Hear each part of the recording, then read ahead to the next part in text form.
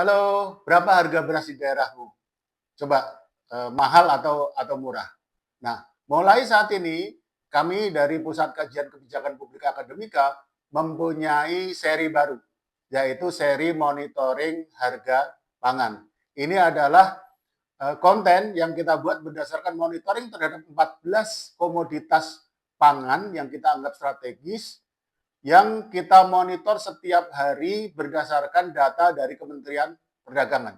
Kemudian hasilnya kita tampilkan dan nanti kita akan highlight mana kira-kira komoditas yang perlu mendapatkan perhatian. Nah, untuk yang sekarang ini kita wanti-wanti ada 3 komoditas yang perlu mendapat perhatian. Perlu mendapat perhatian ini kalau nggak terlalu tinggi, ya terlalu rendah. Ini perlu kita pahami bahwa harga tinggi itu tidak selalu jelek, harga rendah juga tidak selalu baik. Karena kalau harga tinggi itu memang tidak mengenakkan bagi konsumen, tapi bagus untuk produsen. Sedangkan kalau harga terlalu rendah, mungkin bagus bagi konsumen, tetapi tidak bagus bagi produsen. Padahal komoditas pangan ini mayoritas merupakan produk dari petani kita atau peternak kita. Ayo kita mulai ya. Untuk seri kali ini, kita wanti-wanti ada 3 komoditas yang perlu diwaspadai, yaitu beras yang pertama. Beras ini adalah makanan pokok kita, sehingga kalau dia harganya tinggi, itu sangat berpengaruh terhadap kita.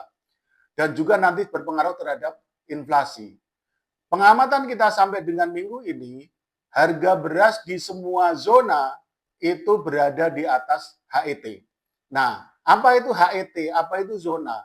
Jadi pemerintah ini punya kebijakan harga, yaitu harga eceran tertinggi. Jadi harga maksimum lah, itu tidak boleh melebihi dari itu. Kalau melebihi dari itu orang bisa ditindak oleh aparat penegak hukum atau oleh instansi terkait.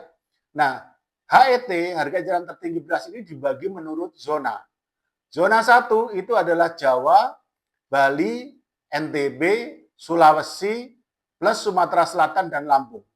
Zona 2 itu adalah Sumatera, selain Sumatera Selatan dan Lampung, Kalimantan, dan NTT. Sedangkan zona 3 itu adalah Maluku dan Papua. Tentu saja semua provinsi di Papua ya. Nah, ini ada HET-nya masing-masing. Untuk beras medium misalkan, HET atau harga eceran tertinggi untuk beras medium di zona 1 adalah 13.500 per kilo. Sedangkan untuk zona 2 adalah 14.000 per kilo. Sedangkan zona 3 adalah 15.500. Hasil monitoring kita menunjukkan bahwa semua zona itu rata-rata harga beras mediumnya berada di atas HET. Jadi untuk zona 1 rata-rata 13.955. Zona 2 14.671. Zona 3 17.024. Jadi ini perlu perhatian. Dan pemerintah mestinya sudah punya instrumen-instrumen kebijakan untuk mengatasi tingginya harga beras. Yang kedua adalah telur ayam. Nah, telur ayam ras ini berbeda dengan beras. Kalau beras kan terlalu tinggi. Kalau telur ayam ini terlalu rendah. Rata-rata per minggu ini harga telur ayam ras itu adalah Rp26.447 per kilogram. Itu berada di bawah harga acuan. Jadi kalau beras ada harga eceran tertinggi, kalau untuk telur ayam ras itu ada harga acuannya. Harga acuannya berapa? 30.000 per kilo di tingkat konsumen. Ini kasihan para peternak, ya, kasihan para peternak. Karena kalau harga di konsumen katakanlah 26.500, maka berarti harga di produsen itu dikurangi 4.000. Jadi kurang lebih 22.500. Itu masih di bawah BEP, break even point-nya. Break even point-nya berapa? Sekarang itu banyak informasi 24.000. Jadi dengan harga telur 26.500 per kilo, para peternak rugi. Ini kasihan mereka. Yang ketiga adalah bawang merah. Bawang merah ini juga mirip dengan telur ayam. Harganya lebih murah dibandingkan harga acuan. Harga acuannya adalah 36.500 minimal ya. Tapi rata-rata harga bawang merah sekarang adalah 34.856.